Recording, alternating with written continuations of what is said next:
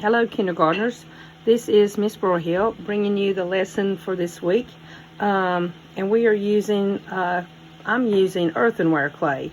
I know you guys might not have access to earthenware clay. You might be using modeling clay or Play-Doh or Model Magic or even a clay called Sculpey. You might even be able to find some oven-baked clay which would act the same way that earthenware clay does.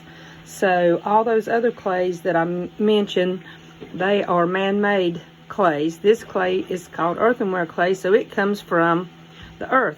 So if you've ever been playing in a creek or a river and you found some real gooey mud, that's basically what this is.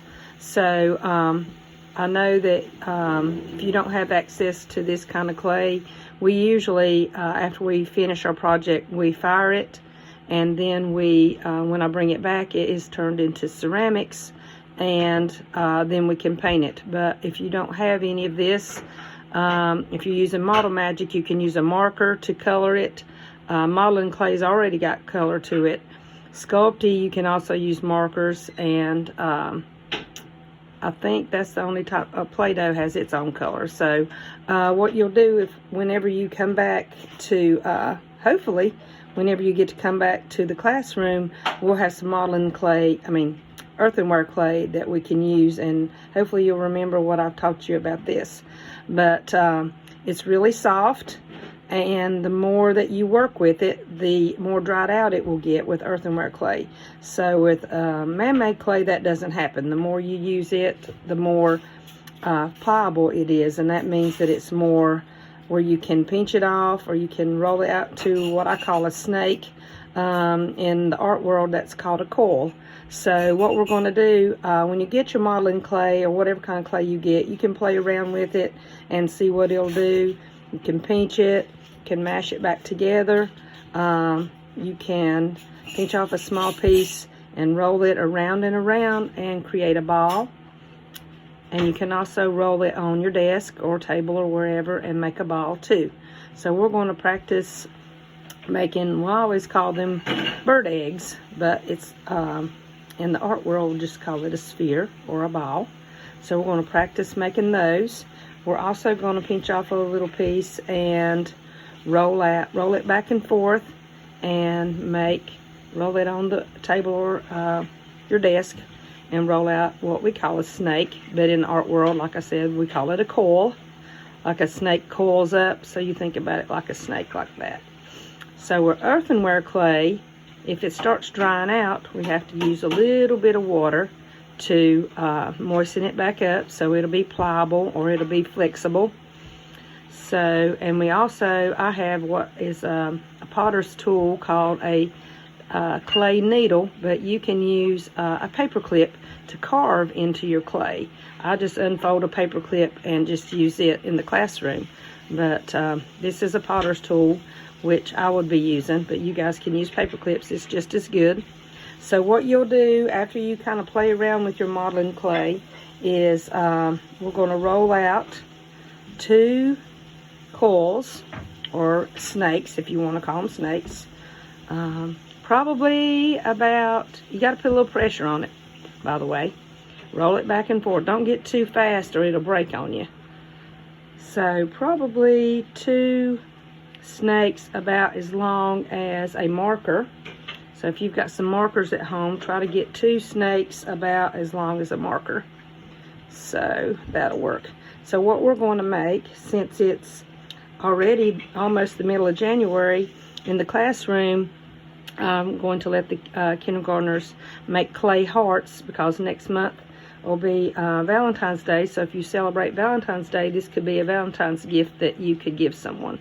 So I've got 2 coils, or 2 snakes, and I'm putting them aside about as big as a marker. I'm putting them into the shape of a V. And with earthenware clay, you can pinch it together a little bit. Don't flatten it out too much. Then near the top, you're going to roll it back in and create your heart shape. And if it's a little bit bigger than, depends on how much clay you have, of course. If it's bigger than, if your snakes are bigger than, longer than a marker, that's fine too. So then what you'll do is pinch off some pieces.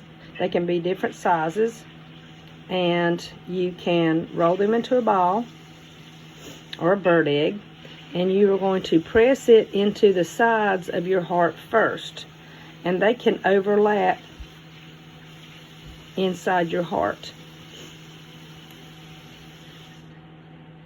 Don't press too hard because it will get too flat, and you won't be able to pull it off your desk or your table or wherever you're working. So roll out several little bird eggs and fill inside your heart. And if you have a little gap right there, you might want to put a smaller one in there, and it's okay if it comes up on the sides. I think a variety of sizes looks better than them all being the same, until you've got it all filled up.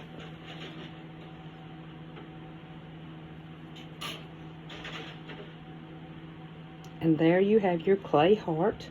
And what I would do, if you're in the classroom, or if you want some earthenware clay, I can arrange to have some for Vanessa to give it to you. If you'll just let me know, I can let you have some of this. Just remember to keep it in the bag so it will stay moist, because once it dries out, it just turns into a pile of dirt. So you want it to be flexible. So if you want a piece of clay and you're in kindergarten, just send me a message and I'll give you some clay, because I have some. You got to bring it back to me, and then I will fire it. Now when this gets dry is when it's the most fragile and it will break. So I want you, if you bring it back to me to fire it for you, I need for you to have it inside a plastic bag so it will stay moist, and then I will let it dry at school. I will fire it for you, and then I'll arrange for you to pick it up. And if you don't have any paint, let me know. We'll see if we can get you some paint, and you can actually paint your heart whatever color you want. And it won't be called earthenware clay anymore after I fire it, which is in a kiln that's kind of like an oven. When you get it back, it will be hard like a coffee cup, and it'll be called ceramics then. And what you will need to do, if you use my clay, and I need for you to put your initials on it. So make sure you get your initials on it so I will know whose it is. Or if you've got enough room, you can write your name right inside one of the spheres. I put CB, that's me. Right there, you can use a paper clip to carve that out.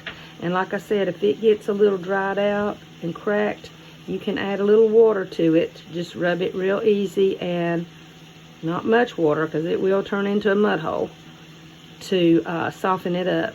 So I tried to give you directions on the earthenware clay if you get it, but if you've got any man-made clay, it's going to be a little bit different.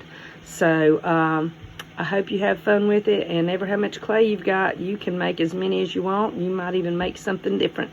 So I hope you guys have a good day, and I will talk to you soon.